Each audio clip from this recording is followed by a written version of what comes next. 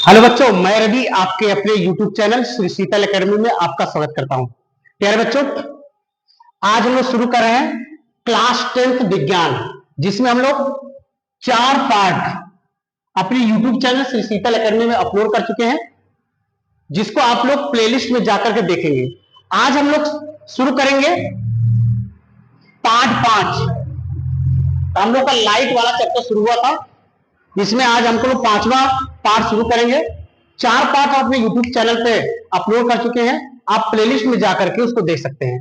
तो आइए, तो आज 5वें पार्ट में हमको क्या क्या पढ़ना है उसको समझेंगे। हमको 3 पार्ट पढ़ना है। आज वाले लेक्चर हमको 3 हेडिंगों के बारे में जानना है। पहला है दर्पण द्वारा प्रतिबिंब बनने के नियम, और दर्पण में भी कौन से, गोलीय दर्पण की हम लोग बात करेंगे। गोलीय दर्पण, तो गोली दर्पण हम जानते हैं 2 प्रकार का होता है, उत्तल दर्पण और अवतल दर्पण। तो किसी गोली दर्पण में प्रतिबिंब बनने का क्या नियम है उसको सीखेंगे आज वाले लेक्चर में। दूसरा पॉइंट देखेंगे, अवतल दर्पण द्वारा प्रतिबिंब कैसे बनता है उसको सीखेंगे। तीसरे पार्ट में देखेंगे उत्तल दर्पण द्वारा प्रतिबिंब का बनना हम लोग सीखेंगे। तो हम लोग पढ़ेंगे आज, पहला एरिया शुरू कर रहे हैं, गोली दर्पण द्वारा प्रतिबिंब बनने का नियम। आइए,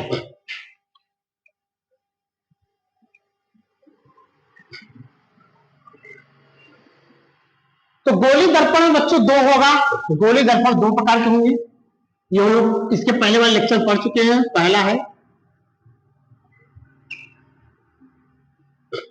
उत्तल दर्पण, दूसरा है अवतल दर्पण। कॉन्वेक्स मिरर और कॉन्केव मिरर, अर्थात उत्तल दर्पण और अवतल दर्पण। तो हम दोनों दर्पणों को मिला के हम लोग नियम पढ़ेंगे। तो गोली दर्पण द्वारा प्रतिबिंब बनने के मुख्य 3 नियम हैं। पहला नियम देखें,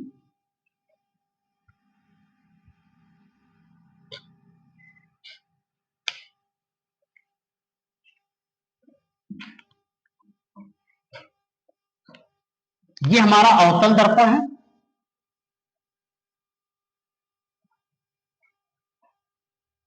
और ये हम लोग का उत्तल दर्पण है। इसका जो बेसिक परिभाषाएं हैं, दर्पण संबंधित परिभाषाएं, हम लोग चौथे लेक्चर में पढ़े हैं। आप लोग वहां से सभी परिभाषाओं देख सकते हैं। तो पहला नियम सुनिए, ये आपका कौन सा दर्पण है, ये आपका है अवतल दर्पण। ये अवतल दर्पण है, अर्थात कॉन्केव मिरर।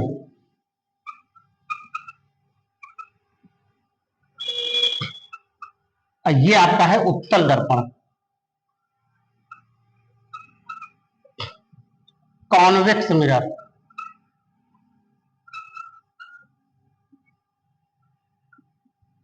कॉन्वेक्स मिरर, इसकी परिभाषा क्या है, इसे हम पहले लेक्चर में सब बता चुके हैं, आप लोग वहां से जरूर देख लीजिएगा। देखिए पहला क्या है, पहले नियम क्या है, ये मुख्य अक्ष है। मुख्य अक्ष के समांतर जाने वाली प्रकाश की किरण अवतल दर्पण से परावर्तन के पश्चात फोकस से होके जाती है। यह है प्रथम नियम। किस दर्पण के लिए, अवतल दर्पण के लिए। उत्तल दर्पण में देखें, मुख्य अक्ष के समांतर जाने वाली प्रकाश किरण दर्पण से परावर्तन के पश्चात मुख्य फोकस से जाती हुई प्रतीत होगी।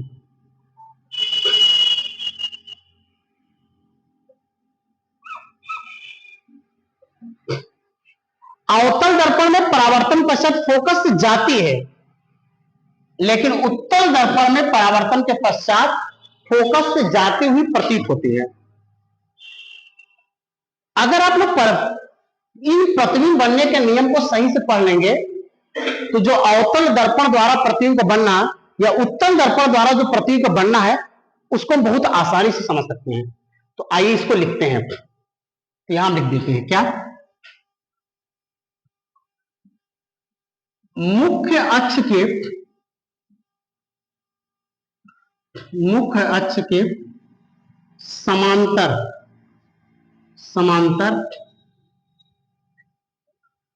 जाने वाली मुख्य अक्ष के समांतर जाने वाली प्रकाश की किरणें, प्रकाश की किरणें दर्पण से, दर्पण से परावर्तन, परावर्तन के पश्चात, पश्चात फोकस, फोकस से होकर, फोकस से होकर जाती हैं, जाती हैं। किसमें जाती हैं? अवतल दर्पण, अवतल दर्पण, या जाती हुई प्रतीत होती है, जाती हुई प्रतीत होती है, प्रतीत होती है। किसमें? उत्तल दर्पण। फिर समझिए, मुख्य अक्ष के समांतर जाने वाली प्रकाश किरण दर्पण से परावर्तन के पश्चात फोकस से होकर जाती हैं अवतल दर्पण में, या जाती हुई क्या होती है? प्रतीत होती है उत्तल दर्पण में। आप लोग इसका स्क्रीनशॉट ले लीजिए, फिर हम दूसरा नियम बताते हैं।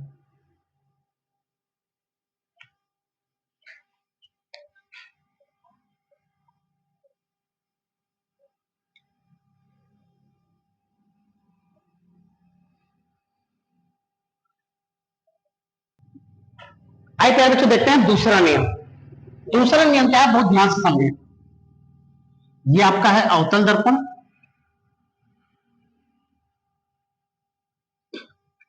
और ये है उत्तल दर्पण।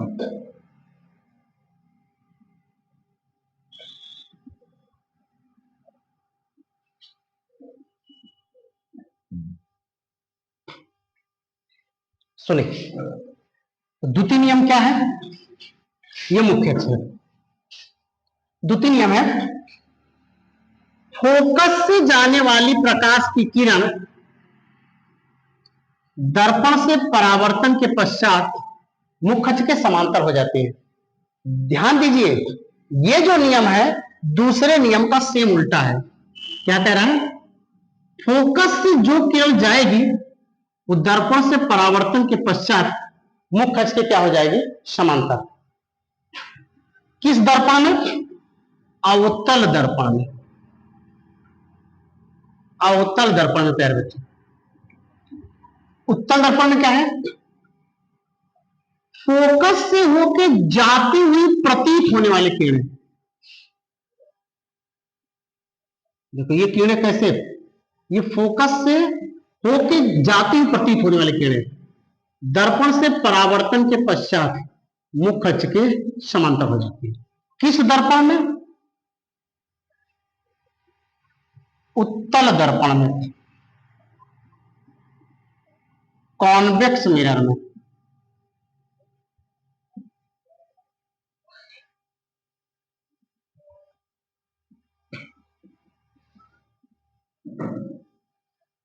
दूसरे नियम का दोबारा अच्छे समझें। क्या करें भैया, समझो। ये मुख्य अक्ष है। पहला नियम क्या था कि मुख्य अक्ष के समांतर जाने वाली किरणें फोकस से जाएगी, और एरो का विशेष ध्यान दीजिए। इस दूसरे नियम में क्या कर रहे हैं? फोकस से जाने वाली प्रकाश की किरण दर्पण से परावर्तन के पश्चात मुख्य अक्ष के समांतर हो जाती है। इसमें फोकस से जाती प्रतीत होने वाली किरणें, देखिए ऐसा लग नहीं रहा है कि जैसे ये किरणें फोकस से क्यों आ रही हैं? तो फोकस से जाती प्रतीत होने वाली किरणें दर्पण से परावर्तन के पश्चात मुख्य अक्ष के समांतर हो जाती है। आइए बच्चों इस बात को लिख देते हैं। क्या है द्वितीय नियम?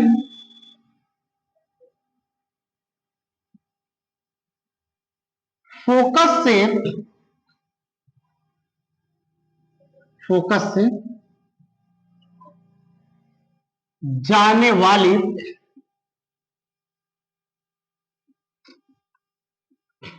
प्रकाश की किरणें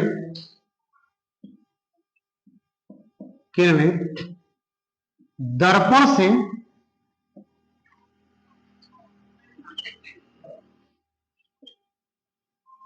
परावर्तन के पश्चात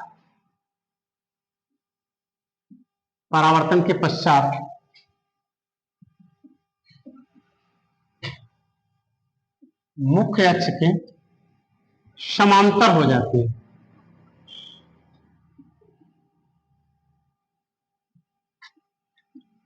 समांतर हो जाती है। ये रहा द्वितीय नियम। आप लोग पहले जल्दी से इसका स्क्रीनशॉट लीजिए, फिर आपको तीसरी नियम बताएं।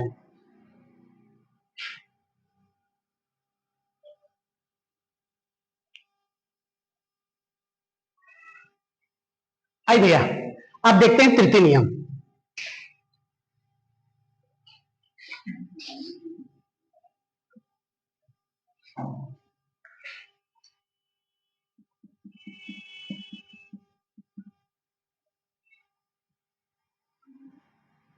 ये M1 M2 आपका अवतल दर्पण है, ये वाला M1 M2 आपका उत्तल दर्पण है। समझे तृतीय नियम। तृतीय नियम कह रहा है वक्रता केंद्र से होकर जाने वाली प्रकाश की किरणें, किससे? वक्रता केंद्र से होकर जाने वाली प्रकाश की किरणें दर्पण से परावर्तन के पश्चात उसी रास्ते से वापस हो जाती है। सेम यहां भी वक्रता केंद्र की ओर जाती प्रतीत होने वाली किरणें, बताइए ये किरणें कहां? वक्रता केंद्र से जाती प्रतीत होने किरणें दर्पण से परावर्तन के पश्चात उसी रास्ते से वापस हो जाती है। फिर समझिए, अवतल दर्पण में वक्रता केंद्र से जाने वाली प्रकाश किरणें दर्पण से परावर्तित होंगी उसी रास्ते से वापस। किस रास्ते से? जिस रास्ते से आई थी। यहां वक्रता केंद्र से जाने वाली जाती प्रतीत होने की किरणें दर्पण से परावर्तन के पश्चात उसी रास्ते से वापस। आइए प्यारे बच्चों, इसको हम लिख देते हैं। इसको ऐसे सीधा लिखेंगे, वक्रता केंद्र से होकर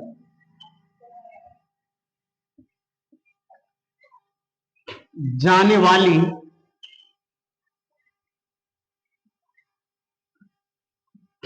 प्रकाश की किरणें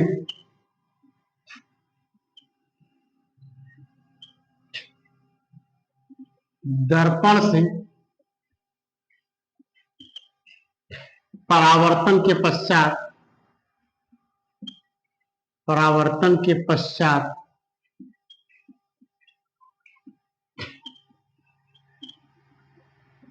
उसी रास्ते से वापस आ जाती है। वापस आ, अब इसमें प्रतीत वाला नहीं लिखे हैं तो आप लोग लिख सकते हैं। देखिए दूसरी चीज, आपके जो यूपी बोर्ड एग्जाम है उसमें बच्चों नियम नहीं पूछता है, लेकिन नियम को हमको जानना है। बस पूछेंगे क्या? उत्तल दर्पण द्वारा प्रतिबिंब बनने में क्वेश्चन आएगा, 100% वहां से क्वेश्चन उठाएगा। अवतल दर्पण द्वारा प्रतिबिंब का बनना आएगा, वहां से क्वेश्चन उठाता है। लेकिन चूंकि जब हम लोग प्रतिबिंब बनना सीखेंगे अवतल दर्पण या उत्तल दर्पण प्यारे बच्चों, तो उसके लिए इन्हीं 3 नियमों की आवश्यकता है। एक बार हम तीनों नियमों को दोबारा आपको दोहराते हैं। पहले आप लोग इसका स्क्रीनशॉट लीजिए, तो जल्दी से स्क्रीनशॉट लीजिए आपको। आइए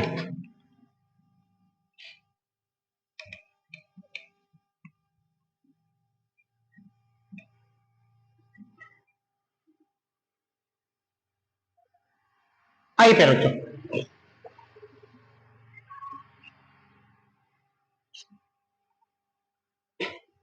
सुनिए, आइए तीनों नियमों को दोबारा दोहराते हैं। आप लोग ध्यान समझिएगा, ये नियम याद करना जरूरी नहीं है क्योंकि हमारे एग्जाम के दृष्टि से इंपॉर्टेंट नहीं है, लेकिन जो इंपॉर्टेंट है उसके लिए बेस काम करेगा।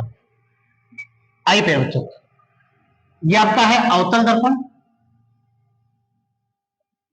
तीनों नियमों के लिए पहले चित्र बना देते हैं।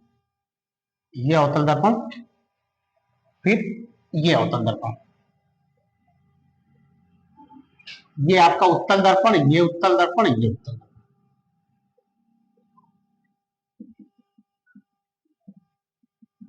आइए पहला नियम समझिए। अवतल दर्पण क्या कह रहा है पहले नियम? मुख्य अक्ष के समांतर जाने वाली प्रकाश किरण दर्पण से परावर्तन के पश्चात फोकस से होके चली जाती है। जो किरण मुख्य अक्ष समांतर होगी दर्पण से टकरा के फोकस हो जाएगी। द्वितीय नियम इसका उल्टा है, फोकस से जाने वाली प्रकाश किरण दर्पण से परावर्तन के पश्चात मुख्य अक्ष के समांतर हो जाती है। तृतीय नियम है, जो किरण वक्रता केंद्र होकर जाएगी, जो किरण वक्रता केंद्र होकर जाएगी वो टकरा के उसी रास्ते से वापस आ जाएगी। उत्तल का तीनों नियम, मुख्य अक्ष के समांतर जाने वाली प्रकाश किरण दर्पण से परावर्तन के पश्चात फोकस से जाती हुई प्रतीत होगी।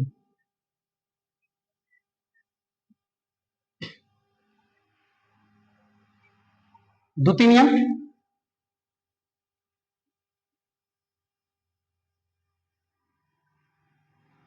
ये द्वितीय नियम इसका, फोकस से जाती प्रतीत होने वाली किरणें दर्पण से परावर्तन के पश्चात मुख्य अक्ष के समांतर हो जाती है। तृतीय नियम इसमें, वक्रता केंद्र से जाती प्रतीत होने वाली किरणें दर्पण से परावर्तन के पश्चात मुख्य अक्ष के समांतर हो जाती है। ये बच्चों हो गया तीसरा नियम। अब इंपॉर्टेंट नियम है जो आपको समझना है। आपके बोर्ड एग्जाम में एक क्वेश्चन यहां से आता है बहुविकल्पी में, इसलिए उसको समझेंगे। अब आप हेडिंग डालेंगे, अवतल दर्पण द्वारा प्रतिबिंब का बनना। अवतल दर्पण द्वारा प्रतिबिंब का बनना, हेडिंग डालेंगे।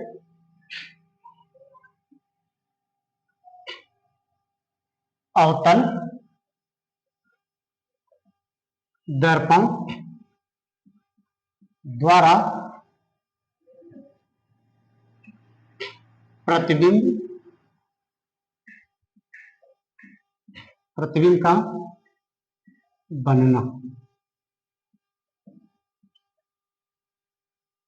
हम लोग अवतल दर्पण द्वारा प्रतिबिंब का बनना सीखेंगे। क्या है बच्चों? अवतल दर्पण के सामने वस्तु 6 जगह रखी जाती है।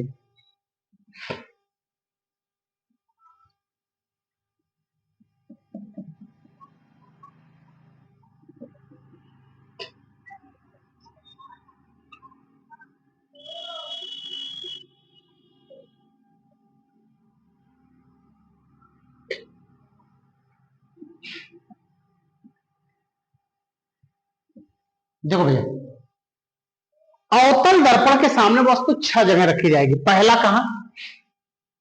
पहली बार जो वस्तु रखेंगे वो हम रखेंगे अनंत पे।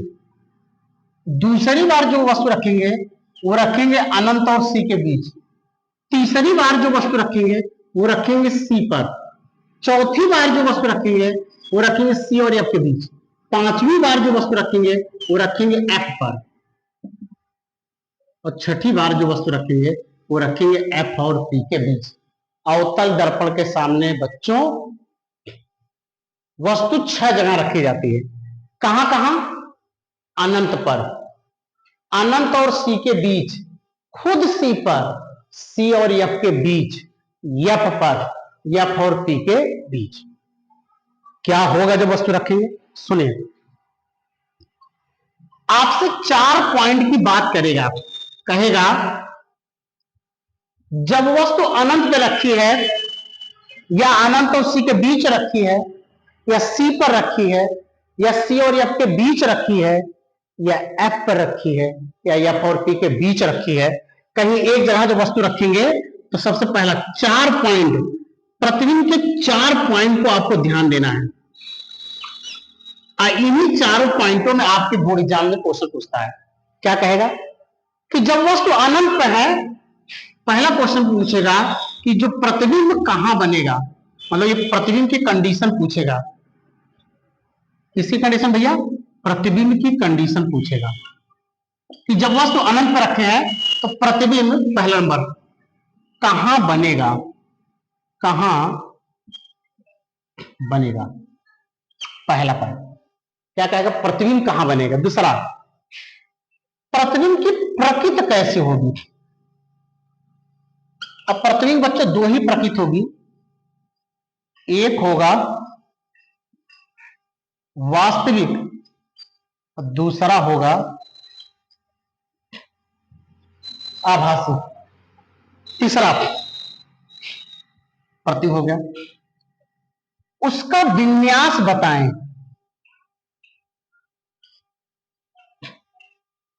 फिर उसका आकार बताना है। विन्यास का मतलब उल्टा बनेगा या सीधा बनेगा। आकार का मतलब वस्तु से छोटा बनेगा या बड़ा बनेगा या बराबर बनेगा।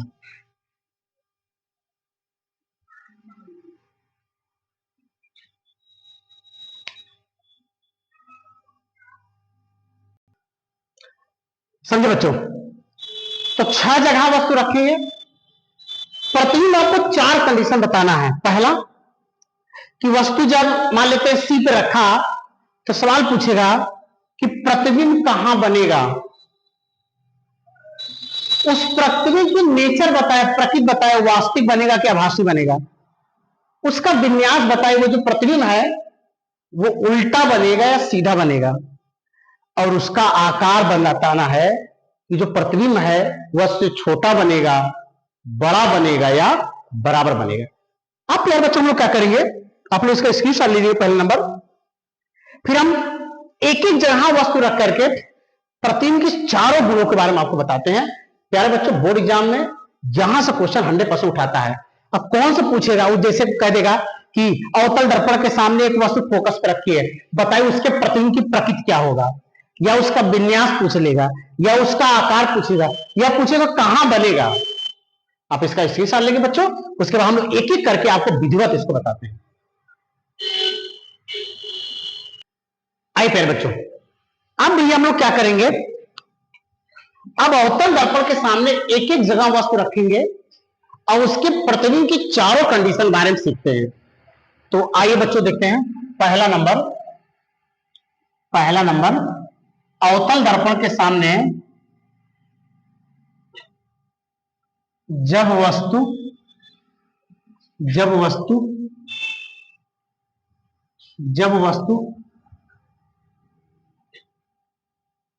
अनंत पर होगी, जब वस्तु अनंत पर होगी या अनंत पर हो,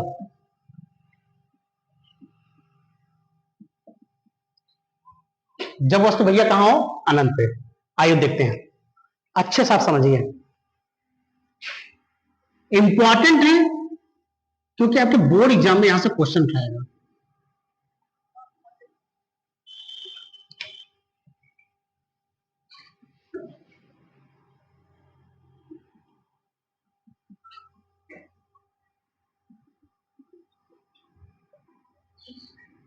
ये रहा अवतल दर्पण, दर्पण M1 है, M2 है, ये इसका पोल है। सुनिए, वस्तु कहां रखेंगे भैया, वस्तु रखेंगे हम लोग अनंत पे। वस्तु कहां है, अनंत। दूसरी चीज आप ये जाने, किसी वस्तु का प्रतिबिंब बनाने के लिए हमको कम से कम 2 किरण लेना है। कम से कम 2 किरण का मतलब है आप 2 से ज्यादा लेंगे या ले सकते हैं, लेकिन बच्चों 2 से कम किरण नहीं है। लेकिन हम लोग 2 ही किरणों लेके प्रतिबिंब क्या करेंगे, बनाएंगे। दूसरी चीज, अपने से जबरदस्ती अपना खोपड़ा नहीं लगाएंगे। हम लोग जो प्रतिबिंब बनने के 3 नियम सिखाएं आपको, उन्हीं नियमों की सहायता से हम लोग प्रतिबिंब सीखेंगे, प्रतिबिंब बनाना सीखेंगे। आइए देखते हैं, वस्तु अनंत पर रखी है, 2 किरण लेते हैं। पहली किरण यहां से बताएं, मुख अक्ष के समांतर जाने वाली प्रकाश की किरण दर्पण से परावर्तन पर, बताइए कहां से, फोकस से होकर जाता है। ये हम लोग पढ़ लिए हैं। दूसरा भैया, मुख्य अक्ष के समांतर जाने वाली प्रकाश की किरण दर्पण से परावर्तन पश्चात फोकस से होकर जाती है।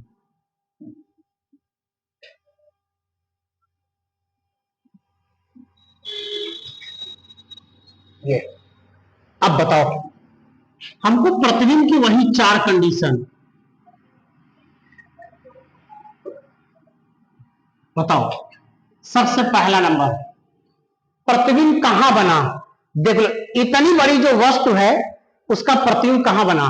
दो परावर्तन के पश्चात दोनों किरणें कहां मिली? परावर्तन के पश्चात दोनों किरणें जहां मिलेंगी वही बनेगा प्यारे बच्चों उस वस्तु का प्रतिबिंब। बताओ, परावर्तन के साथ दोनों किरणें कहां मिली? फोकस पर। तो प्रतिबिंब कहां बनेगा? प्रतिबिंब बनेगा फोकस पर। अब बताओ, ये किरणें वास्तव में मिल रही हैं या प्रतीत हो रही हैं?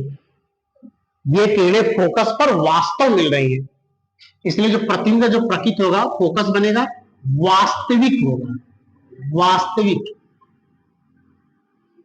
और वास्तविक शब्द बच्चों हमेशा लगता है उल्टा। इसका जो विन्यास होगा वो उल्टा होगा, क्योंकि इसमें हम उल्टा तो नहीं दिखा पा रहे हैं, लेकिन बाकी जो 5 जगह वस्तु रखेंगे वहां आपको उल्टा, या जो लास्ट वाला है उसमें सीधा बनता है, उसमें उल्टा सीधा दिखेगा, इसमें नहीं दिखेगा। लेकिन आप एक कंसेप्ट याद रखें भैया, जहां प्रतिबिंब वास्तविक बनेगा उसका विन्यास हमेशा उल्टा होगा, वास्तविक का उल्टा और आभासी का सीधा। प्रतिबिंब बना कहां? फोकस पर। प्रकृति कैसे है? वास्तविक है। विन्यास कैसे है? उल्टा। आकार बताओ, ये बताओ, इतनी बड़ी वस्तु सिकुड़ के फोकस पे चली गई, तो यार ये बताएं, तो वस्तु छोटा बना कि बहुत छोटा? भाई साहब, इतनी बड़ी वस्तु है, सिकुड़ के किसी बिंदु पे चले आई, इसका मतलब जो प्रतिबिंब बना वो वस्तु से बहुत छोटा है, वस्तु से बहुत छोटा, अर्थात इसको बोल सकते हैं आप बिंदुवत है।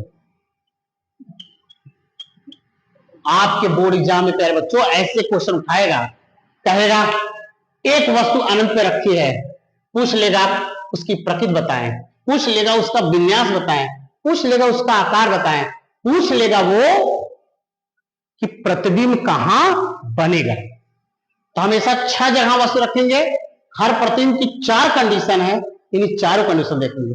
मेरा बच्चों, आप लोग इसका स्क्रीनशॉट ले लिए, वो अच्छे से नोट्स बनाएं और इस वीडियो को उस बच्चे के पास जरूर शेयर करें जिसको बहुत आवश्यकता है। हम कोशिश करेंगे कि आपका हम पूरा सिलेबस खत्म करेंगे, बस आप लोग सपोर्ट बनाए रखें। बस आप जल्दी से स्क्रीनशॉट लीजिए बच्चों। तो